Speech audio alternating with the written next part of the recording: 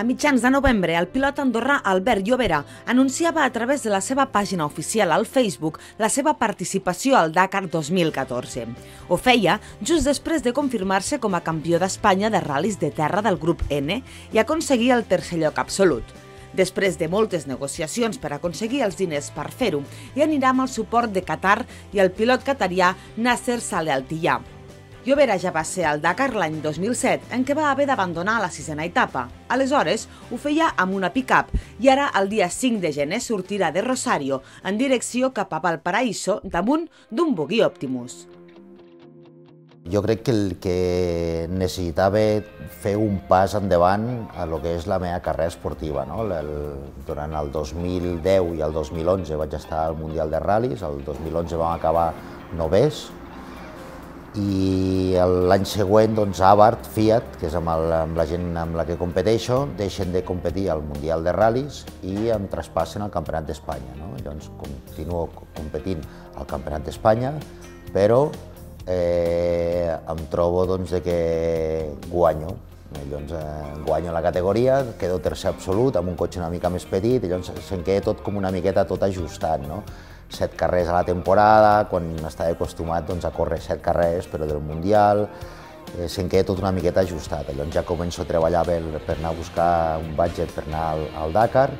El següent any, que és aquest, continuo lluitant al Campionat d'Espanya, que és subcampió, però igualment la posició fixa és anar al Dakar.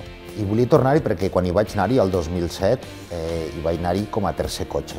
Hi vaig anar-hi per la marca Isuzu, per la marca japonesa, i llavors hi havia dos pilots molt bons, que era l'Eddie Orioli, que havia guanyat 4 vegades al Dakar en moto, i el Mark Wallen, que era el campió del món de ral·lis. Llavors jo era el seu escudero, jo era el que portava les peces ràpides al darrere, però portava una pick-up reforçada, un T2 que es diu, que són vehicles que has de vigilar, no pots córrer tant perquè es trenquen, i efectivament la unitat que portava jo ja portava 2 Dakars i a partir del 5è dia se'm va començar a obrir la carrosseria. Llavors anava amb tracció trasera tot el dia amb un cotxe que pesa uns 2.000 quilos, llavors anàvem molt malament.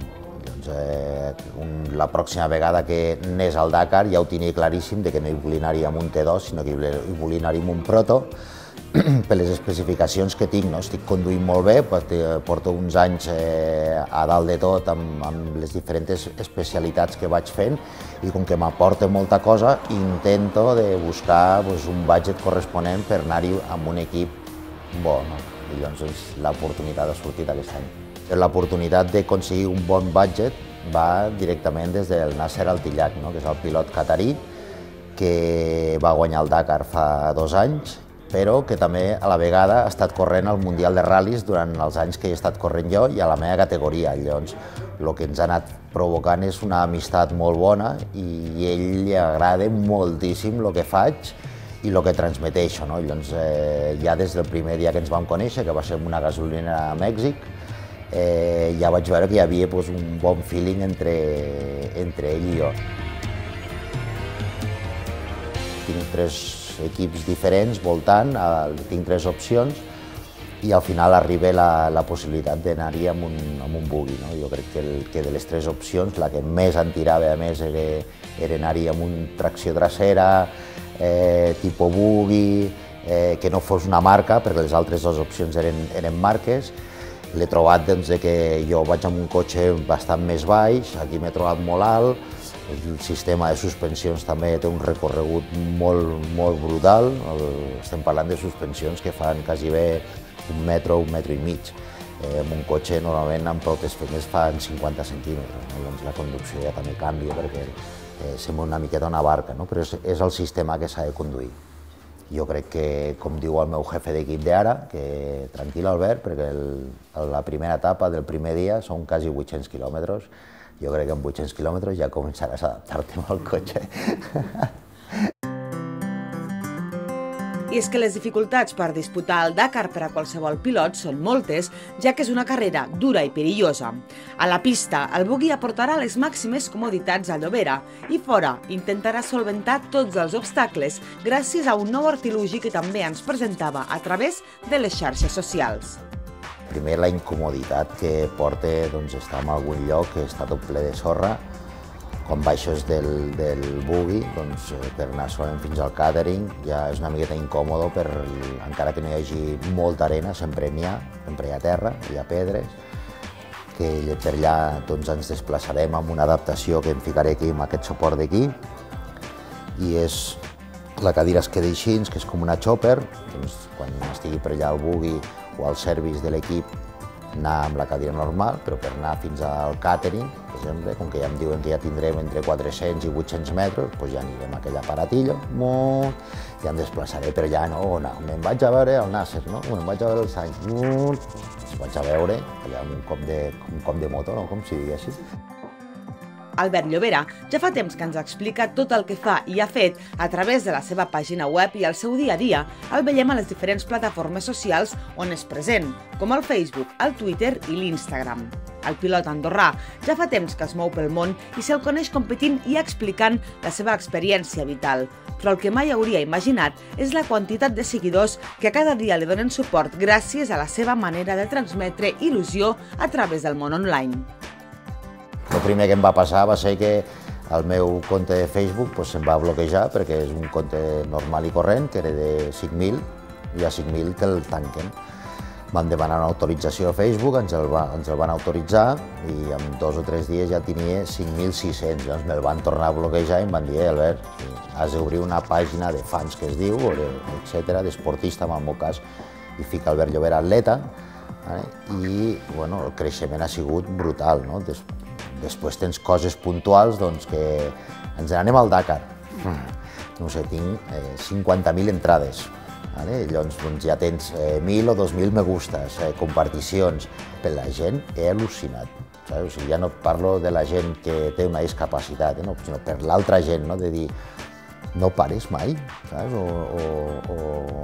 on estàs, on vius. Llavors jo crec que és la manera de poder-ho transmetre, ja que tu treballes tant, que la gent també ho sàpigui, que les coses es aconsegueixen perquè estàs tot el dia pencant-ho. Si no surten del terra, surten les patates o les fruites o alguna cosa així, però les idees, encara que siguin embrionàries, les has de treballar molt per arribar-les a tindre bon port, que és el que ens ha passat.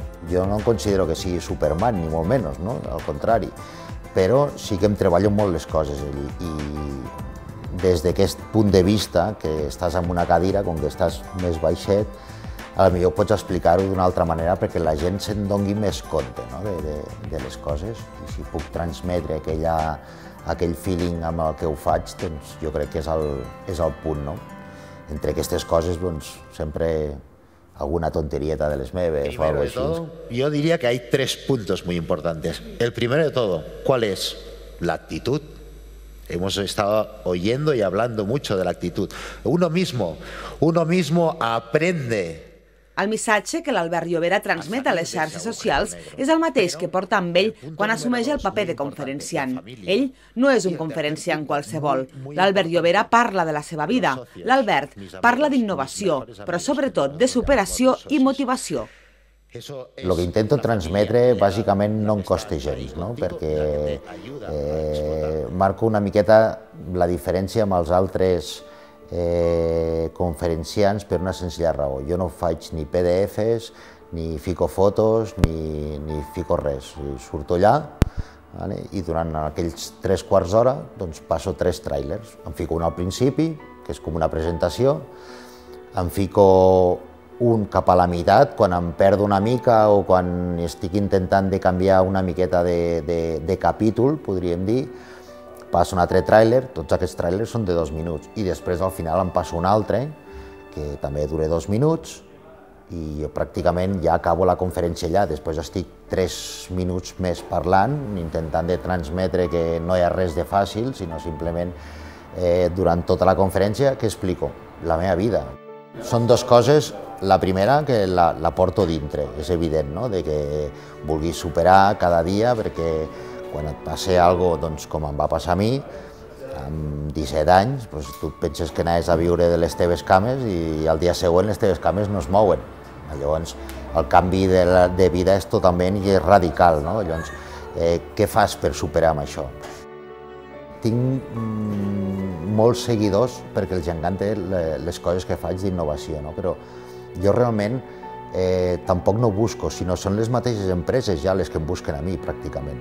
Llavors, m'agrada moltíssim fer de conellet d'Índies, amb tot, no? Ja ho vaig fer-ho amb la NASA, però sempre ho he fet. El fabricant dels mandos, per exemple, fa 15 anys que treballo per ells, o 17, em van dir aquest cap de setmana, em sembla que eren uns 17, i quan jo vaig començar a treballar amb ells, era la fàbrica número 12 del món, i avui en dia són els líders mundials. I llavors ells han cregut en mi, i jo he cregut en ells, i per això precisament, com que insisteixo molt en les coses i les lluito, doncs tenen una recompensa extra. Hoy es un tipo de levantación